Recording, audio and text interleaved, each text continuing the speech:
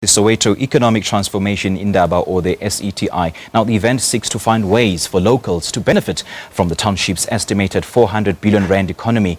The Indaba takes place at the Grace Bible Church on the 6th of October. Now, to speak to us more about this, we're joined by Thabo, Nkhasi, the Director of the Strategy and Business Development, joined by the CEO Gugulethu Xaba, both from the Lighthouse Economic Development Institute, or LEDI. Very good morning to you, gentlemen. Thank you so much for joining us.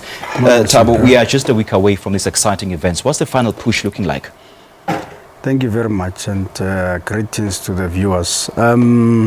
Look, we are working 24/7, around the clock, and there's so much excitement on the ground.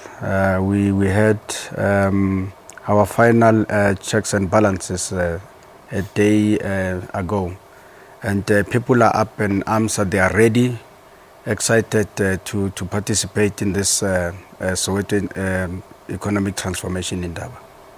Right. Now, Gugu, the aim of this Indaba is a people-centered economy. Do expand on that. We do know for sure that about half of South Africa's population live in the townships. That accounts to about 38% of the working class citizens. Yes, correct. Thanks, Mpiwe. Truly speaking, it is indeed about people-centered economy.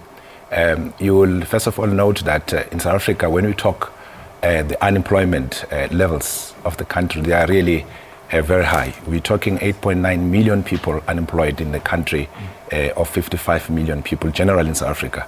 If you were to take that down to Soweto, you are talking 2 million people, the unemployment rate sitting at about 54%.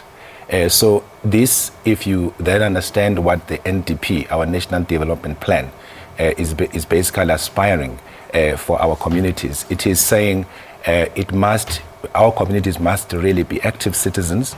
A citizen must exercise the active citizenry in terms of driving their own agenda in as far as social economy. So this is about people.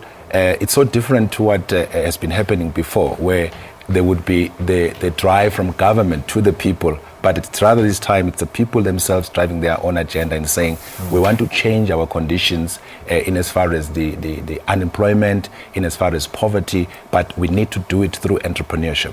Absolutely. I do take a point there. And we also need to encourage the culture of entrepreneurship and change perceptions around failure. Now, entrepreneurs often lack access to funding and infrastructure. How has that hampered business growth? It is really one of the very big impediments, the issue of finance, because your traditional capital really does not flow as quick when you talk about townships as well as rural spaces in our country. So this is why during this launch, one of the key features and the objectives of it will be the launch of the bank, the Soweto Bank, which is the Cooperative Finance Institution, the CFI, to ensure that our people start using their capital, if I were to call it that way, their numbers, to contribute, because we know that stokvels are very key in these spaces. Like in Soweto, we are having a situation where a lot of stokvels contribute generally, I think, over 50 billion rand across the country. And that money is not really coming back to serve the people in communities. So through taking advantage of the CFI Act, which is the Cooperative Finance Institutions Act, we are saying we're going to be launching our own Soweto Bank, where people will contribute towards their own development, funding their own cause in as far as issues of business. Right. Yeah. Now, he mentioned the issue of stokvels. Now, another issue that's actually hotly debated is the issue of tenders. Most entrepreneurs are now taking the tender route. How would that affect the growth of maybe mainstream business? Look, our approach here, we're trying to turn around your normal tradition way of doing business. Hence, we are bringing in because I can make an example. We have people out there who are having contracts and they are unable to perform because of lack of funding. And we are saying, look, move away from the tender normal business activities. Let's focus on the local business activities, because there's a lot that we can do there. There's enough for all of us, for small businesses there. True. So our approach was saying, look, let's refocus, our energies in the local economy.